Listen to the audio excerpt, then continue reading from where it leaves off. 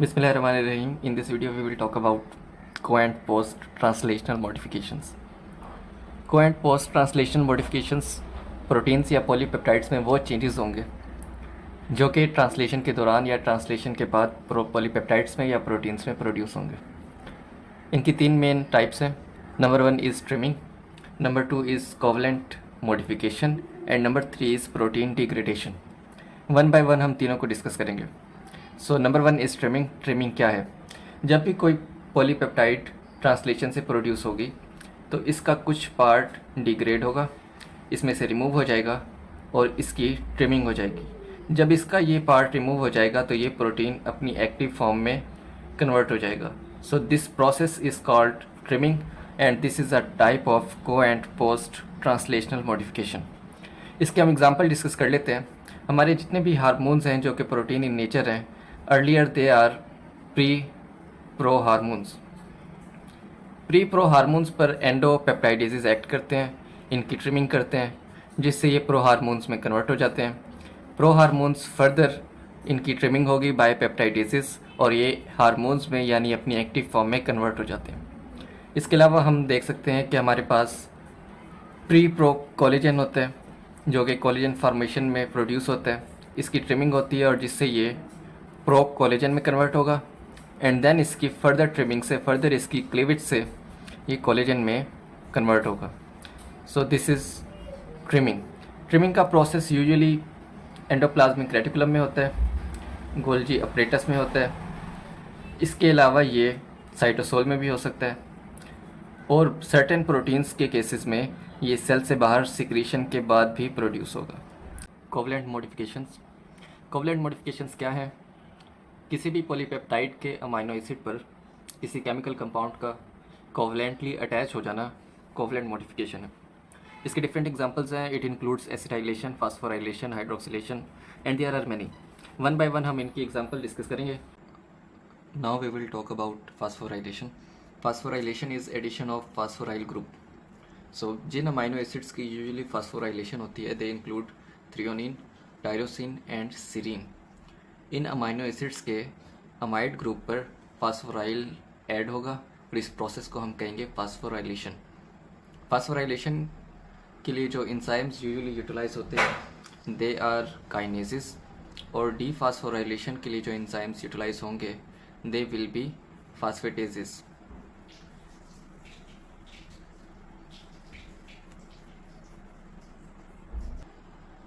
Second example is hydroxylation. Hydroxylation is addition of hydroxyl group on amino acid. Hydroxylation is more related to collagens. Collagens में lysine और proline की usually hydroxylation होती है and it is process of hydroxylation is much related to vitamin C. Our next example is carboxylation which is addition of carboxyl group. Usually जो हमारे blood clotting factors हैं इनमें gamma glutamyl residues पर carboxyl group add होता है and this process is called carboxylation and this process of carboxylation is much related to vitamin K. So vitamin के की अगर एब्सेंस हो तो कार्बोक्सिलेशन का प्रोसेस नहीं होगा जिसकी वजह से हमारे ब्लड क्लोटिंग फैक्टर्स की पोस्ट ट्रांसलेशनल मॉडिफिकेशन नहीं होगी और वो मैच्योर नहीं होंगे।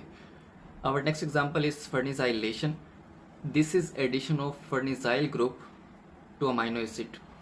Fernizyl group एक लिपिड होता है जो कि यूजुअली सिस्टीन पर ऐड होगा and this process is called fernizylation. Our next example is biotinylation which is addition of biotin. Biotin is vitamin B7. So biotinylation usually lies in QV.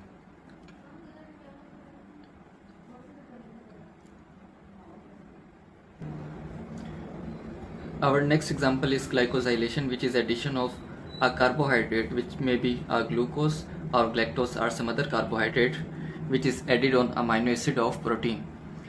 Glycosylation के दो main examples हैं। Usually glycosylation aspartate के amide group पर होगी। Aspartate के amide group पर कोई carbohydrate covalently attach हो जाएगा and this process will be glycosylation. Other examples are hydroxyl group of serine, threonine and हाइड्रोक्सिलाइजिन।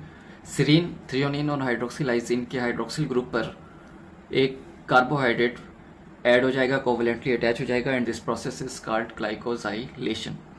Our last example is acetylation, which is addition of acetyl group to amino acid of proteins. So this is all about covalent modification. Now we will talk about protein degradation. अगर कोई protein abnormal है या misfolded है तो इस case में 3 तरह की चीज़ें होंगी. नंबर 1, प्रोटीन्स की ट्रांसलेशन रुक जाएगी.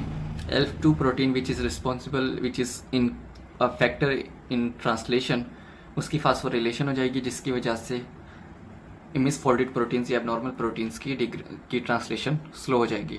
Number 2 is activation of proteasome system. हमारे ubiquitinated ATP dependent ubiquitinated proteasome system activate होगा और मिसफोल्डेड या एबनॉर्मल प्रोटीन्स की डिग्रेडेशन शुरू कर देगा ताकि वो सेल्स में एक्यूमुलेट ना हो. Number 2 is expression of chaperones.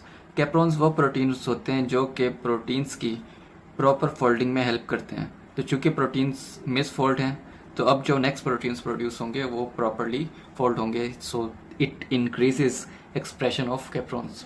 So this is all about co and post translational modifications.